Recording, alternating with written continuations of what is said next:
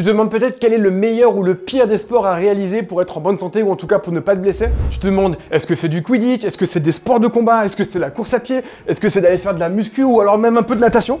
Il en existe tellement que c'est des fois très compliqué de s'y retrouver. Donc dans cette vidéo, on va prendre 5 sports, on va regarder à chaque fois les avantages et les inconvénients et on va comme ça pouvoir les classer du pire au meilleur pour savoir quel est le meilleur des sports ou quel est le meilleur sport à faire pour ta santé. Et évidemment, si vous souhaitez une suite à cette vidéo ou que j'analyse d'autres sports, comme d'hab, vous me mettez tout ça dans les commentaires. Sur quoi est-ce qu'on va se baser pour analyser les sports? C'est très simple, je vais leur mettre une note sur 20 et on va prendre 4 éléments particuliers pour savoir est-ce que oui ou non ces sports sont si bons pour la santé ou pas. Il existe énormément d'éléments qui peuvent vous permettre de savoir si un sport vous permet de développer des qualités physiques. Le crossfit par exemple est censé en développer 10 que je vais vous mettre juste là parce que je ne les connais pas par cœur. Donc on va pas évidemment prendre tout ça, ce serait trop complexe, il y aurait trop de nuances. On va plutôt utiliser les éléments suivants. Premièrement, quelle est la difficulté d'apprentissage? Parce qu'en effet, un sport qui vous met 6 ans avant de pouvoir le pratiquer correctement et en tirer tous les bénéfices, et ben au final c'est un point négatif. Deuxièmement, est-ce que dans le sport en question, vous avez l'utilisation de charges supplémentaires et de charges additionnelles? Pourquoi? Parce qu'on le sait et c'est recommandé par l'OMS, l'Organisation mondiale de la santé, utiliser des charges externes est bon pour votre santé, c'est bon pour vos tendons et vos articulations. Troisième point, est-ce que les sports en question vont vous permettre de développer votre système cardio-respiratoire? Et on va analyser 2 éléments. Est-ce que ça vous fait travailler la basse intensité, donc un effort long et constant, et la haute intensité, un peu en mode fractionné? Et le 4e point, ça va être est-ce que le sport en question vous permet d'utiliser toutes les amplitudes disponibles pour votre corps? Pourquoi? Parce que en réalité, plus un sport va vous permettre de bouger dans tous les sens et d'utiliser vos amplitudes, plus vous allez les conserver et meilleur ce sera pour votre santé. Il n'y a pas vraiment de consensus scientifique sur ce point-là, sur l'intérêt de faire des étirements ou l'intérêt de conserver une bonne mobilité. Par contre, ce que moi je constate au cabinet, c'est que la plupart des patients qui ont de l'arthrose ou des douleurs qui s'installent avec le temps ont une perte d'amplitude. Et d'ailleurs, l'un des éléments numéro 1 d'une arthrose de hanche, ça va être la perte de rotation médiale, une des parties d'amplitude de l'épaule. Donc d'avoir des sports qui sollicitent régulièrement vos amplitudes, ça va vous permettre de les conserver et donc de vieillir en bonne santé. Le premier sport, mais du coup le dernier de ce classement, ça va être la course à pied et je vais vous expliquer pourquoi. Pour le premier point de la difficulté d'apprentissage, je lui mets une note de 3 sur 5. Pourquoi? Parce que globalement, on pense que tout le monde peut courir et c'est le cas. Et globalement, pour une personne qui court de manière récréative, elle met ses baskets et elle y va. Par contre, pour augmenter la quantité de kilomètres qu'on fait à l'année, pour limiter le risque de blessure, ça peut être intéressant de développer un petit peu sa technique et de se dire est-ce que tu as plutôt avec le talon, plutôt médio ou avant-pied? D'ailleurs, j'ai fait une super vidéo que je vous remettrai juste là avec Flavio pour parler un petit peu de tout ça. Donc c'est un sport qui ne nécessite pas d'apprentissage pour commencer, mais qui pour progresser, devenir plus efficace et limiter le risque de blessure, va demander un petit peu de connaissances, donc je lui mets une note de 3 sur 5. Pour ce qui est du cardio, clairement je mets 5 sur 5 parce que c'est idéal. Avec la course à pied, vous pouvez tout faire. Vous pouvez faire des sorties courtes, vous pouvez faire des sorties longues, vous pouvez faire du fractionné, vous pouvez faire de la FMA, du 30-30, du 1-1. Tous les formats sont possibles. Donc c'est un excellent outil qui va vous permettre comme ça de varier vos sollicitations et donc de tirer tous les bénéfices cardiovasculaires. D'un point de vue de la charge sur les articulations, je lui mets plutôt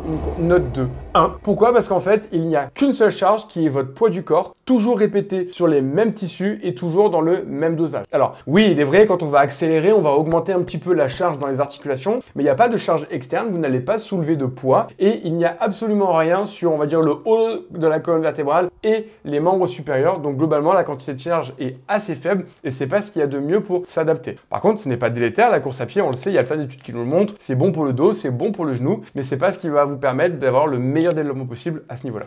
Et donc, je lui mets une note de 2 sur 5. Pourquoi 2? Parce que quand même, il y en a un petit peu, mais c'est pas suffisant et c'est pas homogène. Et enfin, et pour moi c'est l'un des points négatifs les plus importants de la course à pied, les amplitudes. Je ne connais pas un sport et je vous défie de me trouver, mettez-moi dans les commentaires, un sport qui utilise moins les amplitudes du corps que la course à pied. Alors ouais, vous allez faire 10 bornes, vous allez faire 20 bornes, vous allez faire 40 km, mais votre corps ne va quasiment pas bouger. Vous avez peu d'amplitude de flexion de cheville, peu d'amplitude de flexion de genou, de hanche, votre dos bouge très peu, vos épaules bougent très peu et vous faites toujours le même mouvement réduit en amplitude pendant des kilomètres, des kilomètres, des kilomètres, des kilomètres et des kilomètres. Donc clairement, je lui mets 1 sur 5 parce que je trouve que c'est le sport qui en raidit le plus. Ce qui nous fait un total de 11 sur 20, ce qui n'est pas dingue, mais ce qui est quand même mieux que 0. Le deuxième sport qui est juste un petit peu mieux, ça va être la natation. Pourquoi la natation? Pour la difficulté d'apprentissage, je lui mets une note de 3 sur 5. Globalement, ça demande un minimum d'apprentissage pour commencer à nager, mais ensuite, même si vous nagez mal, vous pouvez nager et vous pouvez tirer tous les bénéfices de la nage juste en pratiquant, mais ça va quand même vous demander en général un petit peu de cours spécifiques, même si en général, la plupart, on les fait pendant l'enfance, mais pour nager correctement, ça demande un minimum de prérequis et un minimum derrière de progression. Donc c'est assez ouvert à tout le monde, mais pas non plus, d'où cette note-là. D'un point de vue du travail cardio, et ben c'est exactement comme la course à pied, c'est excellent. Vous pouvez faire du court, vous pouvez faire du long, du fractionné. Donc là encore, note de 5 sur 5, c'est excellent. Vous pouvez vraiment stimuler toutes vos filières énergétiques grâce à ça. Donc ça, là-dessus, vous pouvez vraiment y aller, c'est l'idéal. D'un point de vue des amplitudes, là on est pas mal. Globalement, ça va dépendre des articulations. Par exemple, les genoux vont peu bouger, mais les hanches bougent beaucoup. Les épaules bougent énormément. Le rachis cervical, si vous faites du crawl, ça va bouger. Les chevilles, pas trop. Donc il y a un côté assez homogène. C'est pour ça que je ne mets pas la note maximale, mais que je lui mets quand même plus de la moyenne, parce que certaines sont beaucoup sollicitées, comme les épaules, d'autres un petit peu moins. Et c'est surtout, par exemple, le dos, toujours de l'extension. Il n'y a pas vraiment de flexion complète, et ça va manquer un petit peu. Donc je peux pas lui mettre toutes les notes. 3 points, c'est déjà nickel.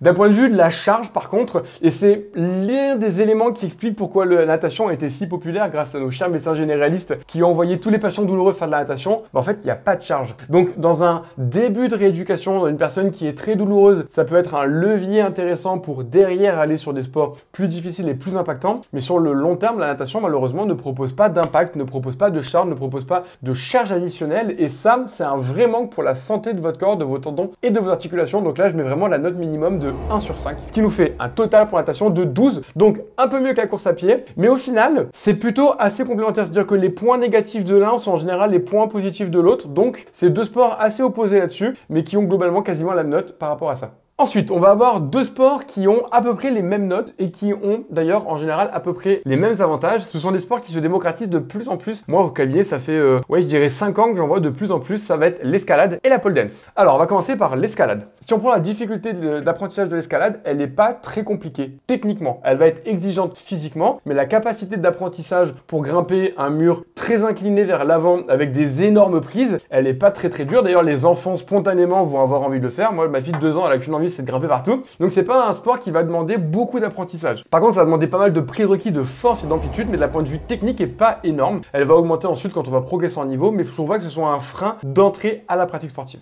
Un gros point négatif par contre, ça va être le travail cardio-respiratoire qui n'est quasiment pas présent sur l'escalade. Alors oui, quand on pratique, les gens qui en font vont vous dire oui, mais des fois on est un petit peu essoufflé, et c'est vrai, donc c'est pour ça que je mets pas la note minimum de 1, mais je vais lui mettre 2. Mais on va dire que c'est vraiment pas un élément intéressant et positif à l'escalade pour développer aussi bien du fractionné à haute intensité, c'est quasiment jamais le cas. Ça va plus se ressembler à ce qu'on retrouve à la muscu quand des fois on fait des choses difficiles, mais c'est pas un sport qui est bon pour ça, donc je mets la note de 2. Vis-à-vis de l'utilisation des amplitudes, par contre, ça c'est excellent parce que l'escalade va vous demander beaucoup d'amplitude dans une grande région de votre corps. Ça va vous demander une grande mobilité de hanches, une grande mobilité de chevilles, de genoux, d'épaules, de poignets, beaucoup de travail au niveau des mains. Il y a un petit manque au niveau de la colonne qui est beaucoup en extension, mais l'avantage c'est que ça fait aussi beaucoup de rotation et d'inclinaison, chose qu'on n'a dans pas énormément de sports. Donc je mettrai quand même une note de 5 sur 5 parce que globalement ça fait vraiment bouger quasiment toutes vos articulations et dans quasiment toutes les amplitudes, et ça c'est vraiment excellent. Et pour ce qui est de la charge externe, là il y en a une fois encore très peu, donc ça fait beaucoup de travail en poids du corps, ce qui est extrêmement intéressant. D'ailleurs on le voit en général, les personnes qui font beaucoup d'escalade, qui ont des bons niveaux, sont des gens avec des physiques assez homogènes, plutôt fins, mais plutôt musclés. Donc il y a un point positif, donc je vais lui mettre 2 points, mais par contre ça manque une fois encore de travail de charge supplémentaire, de charge additionnelle et aussi de bas du corps. Même si le bas du corps va un petit peu travailler pour venir pousser ou prendre des appuis ou tenir sur certaines prises spécifiques, c'est pas ça qui va vous permettre de développer vos cuisses et de développer vos fessiers. Ça va plutôt vous permettre de développer la musculature de votre dos et de votre haut du corps, mais seulement à poids du corps, donc c'est pas dingue au final, donc je mettrai seulement la note de 2, ce qui fait un total de 13 sur 20, ce qui commence à être vraiment pas mal. Donc l'escalade est un excellent sport. La pole dance,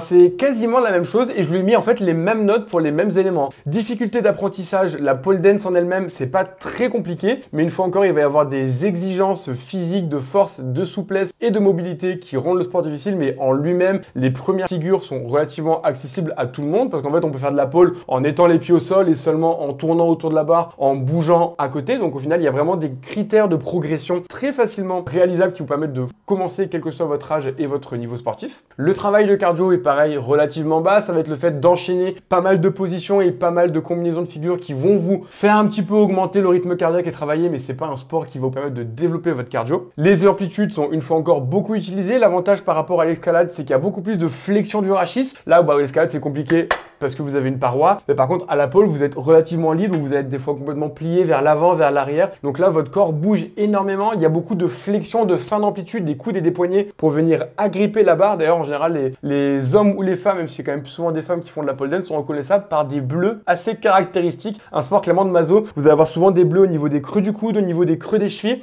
Donc si vous voulez savoir si quelqu'un fait de la pole, analysez ça. En général, c'est assez parlant. Mais donc en tout cas, une excellente utilisation de l'amplitude du corps. Donc ça, c'est génial. Et pour ce qui est du travail de la charge externe, c'est quasiment la même chose qu'à l'escalade. Il y en a peu, il y en a un petit peu plutôt qui va vous permettre de développer le haut du corps. Mais donc globalement, ces deux sports sont excellents. Ça va vous permettre de développer votre force en poids du corps, de développer votre souplesse, votre mobilité, votre tonus global. Donc moi, je les conseille à beaucoup de patients qui aiment ça. Ça demande des fois un peu de temps de progression pour arriver à voir ce qu'on peut des fois voir sur les réseaux sociaux qui, on va pas se mentir, font envie. Mais en vous laissant du temps, plusieurs mois, voire quelques années, des fois c'est nécessaire. Vous allez voir que vous allez vous transformer et ce sont des sports géniaux. Le dernier sport, si vous me suivez sur les réseaux sociaux, j'ai vraiment hésité à mettre le CrossFit, mais j'ai pas mis le CrossFit. Pourquoi? Parce que dans cette première analyse de vidéo, et j'en ferai une suite si ça vous plaît, je n'ai voulu prendre des sports qui n'étaient en fait qu'un sport. Et il y a des sports comme le CrossFit qui mélangent plusieurs sports. Le triathlon est un mélange de plusieurs sports. Et donc j'ai pas voulu les prendre parce que c'était un peu cheaté. Là, en fait, le triathlon qui est une combinaison de course à pied, natation et vélo, je les analyserai dans une deuxième vidéo. Vous me le mettez dans les commentaires si ça vous tente et vous mettez quel sport vous souhaitez. Mais du coup, le sport numéro 1 n'est pas le CrossFit. J'ai mis aujourd'hui dans cette analyse des 5 sports qu'on m'avait demandé sur Instagram parce que je l'avais fait un sondage, c'est la musculation. Et si vous n'aimez pas la musculation, je vais vous expliquer pourquoi est-ce que ce sport est si bon. Et c'est pas parce que je le pratique, parce qu'à titre personnel, je n'aime pas la musculation. Alors, premièrement, difficulté d'apprentissage. En fait, il y a quasiment aucune difficulté d'apprentissage. N'importe qui peut se mettre sur une machine et l'utiliser. J'ai pas mis la note maximale de 5 sur 5, je n'ai mis que 4 parce que ça peut des fois demander certains prérequis de réglage spécifiques, de savoir comment je me mets, etc. Mais pour une personne qui débute, en fait, elle doit plus se concentrer sur déjà bien bouger, être régulier, avoir une bonne récupération de manière globale et les paramètres de réglage de machine ne va pas vous empêcher de pratiquer. Ça va vous empêcher d'être bon sur le long terme, ça peut créer des risques de blessures, mais comme dans certains sports en particulier, mais c'est pas ça qui va vous empêcher de vous mettre sur une machine développé couché et de commencer avec juste la barre à faire 10 répétitions, de regarder comment vous vous sentez. Et même en faisant n'importe quoi, si vous commencez la musculation, vous allez progresser les 6 premiers mois. Par contre, quelqu'un d'expérimenté, je n'aurai pas le même discours, mais pour la difficulté d'apprentissage et de commencer ce sport, c'est pas un frein. C'est pas parfait, donc je le mets 4 sur 5. Le gros point négatif de la musculation, c'est le travail cardio-respiratoire. Là, clairement, si j'ai pu mettre une note négative, j'aurais mis une note négative. J'ai mis 1 parce que c'était le minimum que je considérais. Parce que de faire des fois beaucoup de répétitions à haute intensité, vous allez avoir un peu comme à l'escalade le rythme cardiaque qui va monter. Mais clairement, ce n'est vraiment pas l'outil de soi. D'ailleurs, la plupart des gens qui font de la muscu n'ont aucune caisse ni aucun cardio, sauf si elle le travaille à côté. Mais globalement, c'est vraiment pas le meilleur des sports là-dessus. Ça ne va pas du tout vous aider. Donc, note minimum de 1 sur 5. L'utilisation de toutes les amplitudes du corps, j'ai eu du mal à mettre la note. Mais en fait, ça va dépendre de la manière dont vous pratiquez. Et d'ailleurs, c'est une raison qui fait que je suis souvent pas d'accord avec Nassim. Nassim Sahel, que je vous invite à aller voir, qui a un contenu formidable sur la musculation et sur le sport. Mais en fait, Nassim, il a un niveau qui fait que lui, il fait tout pour développer un muscle au maximum. Moi, aujourd'hui, lorsque je fais du sport et lorsque j'en parle sur mes réseaux, je ne cherche pas à développer un muscle pour obtenir un physique, je cherche à travailler un mouvement et à travailler un corps. Et ça explique que des fois, on n'est pas d'accord sur certains propos et ça explique pourquoi, pour moi, la musculation vous permet de travailler quasiment toutes vos amplitudes parce qu'en fait, rien ne vous empêche d'aller chercher loin devant, rien ne vous empêche d'aller chercher loin derrière. Rien ne vous empêche de descendre tout en bas de votre squat. Rien ne vous empêche de faire un soulevé terre avec le dos arrondi. Rien ne vous empêche de faire du développé militaire avec la barre derrière les épaules. Plein de gens vont vous dire que ce que je suis en train de vous raconter est mauvais et ça on pourra en rediscuter dans d'autres vidéos et d'ailleurs je dois bientôt voir Nassim et je vais clairement faire une vidéo sur ça, à ce sujet avec lui pour en discuter. Mais en tout cas, la pratique de la musculation ne vous enraidit pas. La musculation ne vous enraidit pas. Par contre, la manière dont vous ferez de la musculation, là en effet ça peut vous enraidir. Mais c'est pas la musculation qui l'a fait, c'est votre pratique, c'est votre routine et c'est peut-être vos douleurs qui font que vous avez décidé spontanément, volontairement ou non, de réduire vos amplitudes. Mais en théorie, on peut être très souple et très mobile en faisant la musculation. Et donc c'est pour ça que j'ai mis la note de 4 sur 5. Et enfin, là clairement vous vous en doutez, mais l'utilisation de charge externe, oui 5 sur 5 je peux pas mettre mieux parce que c'est le sport qui par excellence préconise de bouger une charge externe dans toutes les positions et toutes les directions. Alors pour ceux qui connaissent pas, il faut différencier la musculation de l'haltérophilie qui elle consiste à faire 2 mouvements, l'épaulé jeté et l'arraché.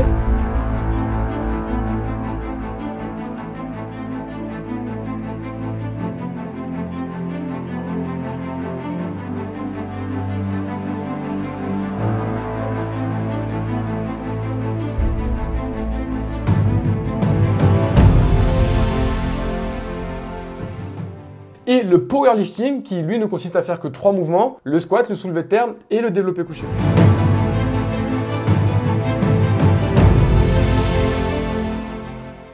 Et la musculation, ce n'est pas ces deux sports, c'est juste le fait d'utiliser des machines et d'utiliser de la charge externe pour développer son corps, développer sa musculature et développer nos cartilages, nos disques intervertébraux, nos ligaments, nos tendons, nos muscles, etc. Et donc évidemment, c'est le meilleur sport pour ça, ce qui lui donne une note finale de 14 sur 20. Donc vous voyez que pour le moment, on est sur des notes inférieures à 15, ce qui reste quand même des très bons sports, mais on n'est pas encore sur des sports parfaits. Donc j'espère que cette vidéo vous plaira et qu'on en fera un épisode 2 où on ira chercher d'autres sports plus précis, plus complets. Mais j'ai voulu prendre des sports assez ludiques et surtout qu'on entend beaucoup, qui se développent beaucoup, comme la pole dance, la musculation, on en connaît tous. Et lorsque j'ai posé ma question, il y a un élément extrêmement pertinent qu'il ne faut absolument pas oublier, c'est que le meilleur sport, c'est évidemment celui qui va vous permettre de vous bouger et celui que vous allez faire de manière régulière. Je ne veux pas qu'à la fin de cette vidéo, vous disiez « Ok, Aymeric a dit qu'il fallait faire de la muscu, donc je déteste la muscu et je vais en faire. » Non, je préfère largement quelqu'un qui me fasse de la course à pied 3 fois par semaine pendant 10 ans, plutôt que quelqu'un qui va faire de la musculation 5 fois par semaine pendant 3 semaines. Ça n'a aucun intérêt. Le meilleur des sports, ce sera celui qui vous fait kiffer, que vous allez prendre plaisir à réaliser, mais surtout que vous réaliserez sur le long terme.